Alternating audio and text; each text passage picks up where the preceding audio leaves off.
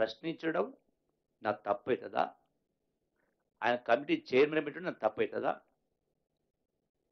ఆయన స్వంత జనరల్‌గా ఎవరి అవసరాలు వాళ్ళకుంటాయి. సొంత అవసరం కోసం వేరే ఉద్యోగం చూసుకుంటున్నప్పుడు ఆయనకు ప్రైవేట్‌లో పెద్ద పెద్ద జీతం వచ్చే ఉద్యోగం వచ్చింది కాబట్టి ఆయన వాలంటీర్ పెట్టుకున్నాడు. దానికి దీనికి ముడిపెట్టే కార్యక్రమం చేసి ఇయాల కేటీఆర్ మాట్లాడుతూ రకరకాల మాటలు మాట్లాడుతా ఉన్నాడు. ఇది అసలు లిక్కర్ గురించి. అసలు దానికి సంబంధించి సంవత్సరానికి 40 కోట్ల కాంట్రాక్ట్ అది. అసలు ఫైనలే చేయలే. అసలు టెండరే పిలవలే 2 స్టేజ్‌లో.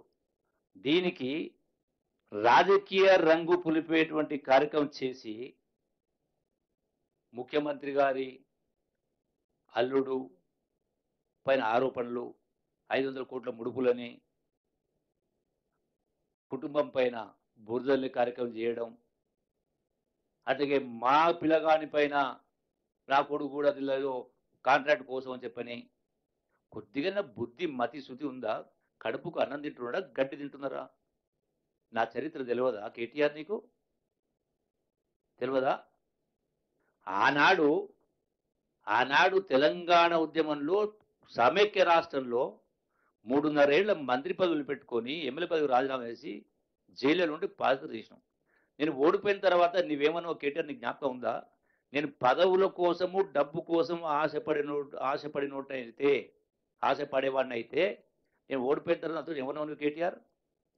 అన్నా మాకు బాధ అనిపిస్తుంది మీరు ఓడిపోవడం. మీకు ప్లానింగ్ బోర్డు వైస్ చైర్మన్ బాగుంటుంది. మీరు ఒకసారి కేసీఆర్ని అడగండి. క్యాబినెట్ ర్యాంకు పదవి మిగతా నేను చూసుకుంటూ ఉంటే నేనేమన్నా కేటీఆర్ నీకు గుండె మీద చేసుకొని చెప్పియాలా?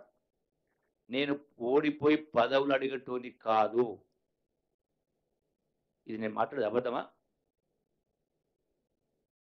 అంటే మరి అసలు ఈ లిక్కర్ అయినా ఇంకోటైనా లిక్కర్ దందా అంటేనే కల్వకుంట్ల కుటుంబానికి పేటెంట్ రైట్. కల్వకుంట్ల కుటుంబానికి పేటెంట్ రైట్. ఎందుకంటే బ్రాండ్ వాళ్ళది. బ్రాండ్ అంటేనే కల్వకుంట్ల కుటుంబం. అరే మీరే కాకుండా ఒక ఆడబిడ్డ మీ సొంత చెల్లెలు ఢిల్లీ దాకా పోయి లిక్కర్ స్కామ్లు ఇరుక్కొని కోట్ల రూపాయలు దోపిడీ జరిగి వ్యవహారం చేస్తే మరి మీరు బీఆర్ఎస్ పార్టీనే తాకట్టు పెట్టి బీజేపీ కాళ్ళ మీద మోకరిల్లి మీరు చేసిన ప్రయత్నం తెలియదా? మీరు మా గురించి మాట్లాడతారా? దందాల గురించి మాట్లాడతారా? కనీసం మరి ఒకటి కాదు, ఇదొకటే కాదు, బడా పారిశ్రామికవేత్తలు రకరకాల.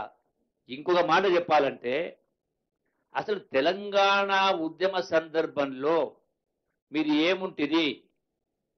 కేటీఆర్ అయినా, కేసీఆర్ అయినా, కవిత అయినా, హరీష్ అయినా, ఇంకోైనా ఎవరు సంతోష్ అయినా ఏముంటుంది? ₹1,00,000 కారు అమ్ముకున్నారు బిల్లులు కట్టలేక. చూపించాలా? అవన్నీ వ్యక్తిగతంగా మాట్లాడితే బాగుంటుందని చెప్తలేను కానీ మరి ఈరోజు మీ పరిస్థితి ఏంది? ఒక్కొక్కరు ₹1,000 కోట్ల పడగలు ఎత్తిండ్రు కదా. మీరు నన్ను మా ముఖ్యమంత్రి గారిని ఏలుపెట్టి చూపిస్తారా? అట్లా ఆశపడేటట్లు ఉంటే ఈనాటికి నేను 1,000 కోట్లు సంపాదిస్తుండే. నేను రాజశేఖర రెడ్డి క్యాబినెట్లో మంత్రిగా ఉన్నా, రోషయ్య గారి ప్రభుత్వంలో మంత్రిగా ఉన్నా, కిరణ్ కుమార్ రెడ్డి ప్రభుత్వంలో మంత్రిగా ఉన్నా, కేసీఆర్ ప్రభుత్వంలో మంత్రి ఉన్నా, రేవంత్ రెడ్డి ప్రభుత్వం ఉన్నా. ఏ రోజున ఒక ఆరోపణ వచ్చిందా? అరే నా డ్యూటీ నేను చేస్తే చేయకపోతే మీరు తప్పు పట్టాలి. చేస్తున్నప్పుడు ప్రభుత్వ విధులకు అడ్డం కలిగినప్పుడు పై అధికారికి మంత్రిగా నా బాధ్యత కూడా అతనిపై చర్యలు తీసుకోమని రాసినాం. నేను రాసినందుకు ఆయన పోయినట్టుగా ఇంకేదో మీరు మాట్లాడి మా కార్యక్రమం చేస్తే ఇది ఎంతవరకు సమంజసం అవుతుంది? ఎట్లా ఏ లెక్క ప్రకారం కరెక్ట్ అవుతుంది? ఈ రోజున ప్రతి మనిషికి ఆత్మగౌరవం ఉంటుంది. The first preference of mind, I care for my self respect. పోయేటప్పుడు ఏం కట్టుకపోం, వచ్చిన బిడ్డ రాలే. అంటే మీ రాజకీయ పబ్బం కోసం మీరు అడ్డదిడ్డంగా మాట్లాడే కార్యక్రమం చేస్తూ ఇలా మీరు ఎదుర్కొంటున్నారు సిబిఐ కేసులు, ఈడీ కేసులు.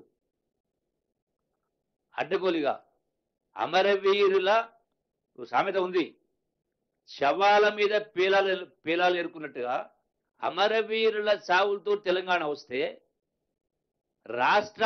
రాష్ట్రాన్ని దోసుకొని దోసిపెట్టి రాష్ట్రాన్ని అప్పులకుప్పగా మార్చి మళ్ళీ మీరు తగుదునమ్మా అంటూ మేము నిజాయితీగా లెక్క ప్రకారం పద్ధతి ప్రకారం చేస్తూ ఉంటే మీరు అప్రిషియేట్ చేసేది పోయి అభినందించేది పోయి ఇలా బురదలి మీరు రాజకీయ పబ్బం కోసం ఇలా జూబిలీ హిల్స్ ఎన్నిక వస్తుందని, రేపు స్థానిక సంస్థలు ఎన్నికలు వస్తామని రాజకీయంలో లబ్ధి పొందాలని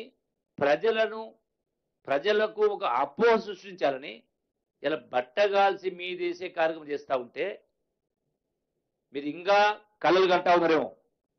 మీరు తలకిందులో తపస్సు చేసినా రేపు జరిపే జూబిలీ హిల్స్ ఎన్నికలైనా ఇంకోటైనా మీరు గెలిచే సమస్య కాదు. మళ్ళా మీకు పుట్టగతులు ఉండవు. ఇంకా మీరు ఏదో ఆశలు పెట్టుకుంటా ఉన్నారు. మీరు ఇంకా పగటిగలు అంటా ఉన్నారు. ప్రతి దాన్ని కూడా తప్పు పట్టే కార్యక్రమం, అంటే మసిమూసి మారే కార్యక్రమం. ఉదాహరణకు నేను గతంలో ఆదిలాబాద్లో ఏం మాట్లాడినా, నేను మాట్లాడింది ఏంది, మీరు సోషల్ మీడియాలో మీరు ప్రెస్ మీట్ చెప్పింది ఏంది, నేను స్పష్టంగా చెప్పిన. ఆ రోజు చెప్పినా, మళ్ళీ కూడా చెప్తున్నా ఈరోజు మళ్ళీ కూడా చెప్తున్నా. నేను 7 పర్యాలు పోటీ చేసిన, ఏ రోజు కూడా నేను హామీలు ఇవ్వలేదు. అయినా నన్ను 6 పర్యాలు గెలిపించిందని నేను మాట్లాడితే దీన్ని వదిలేసి వచ్చే 10 సంవత్సరాలకు కాంగ్రెస్ రాదంట, మంత్రి మాట్లాడినని ఇంత దిగజారు. దానిపై నేను ఛాలెంజ్ చేసిన, దానిపైన ఆ రోజు ఛాలెంజ్ చేసిన. ఏడుకొస్తావు రా బజార్కని 2 మైకులు పెట్టుకున్నా, మొత్తం వీడియో క్లిప్ చూపించమని. అంటే అందుకే ఇట్లా ఈ విధంగా కేవలం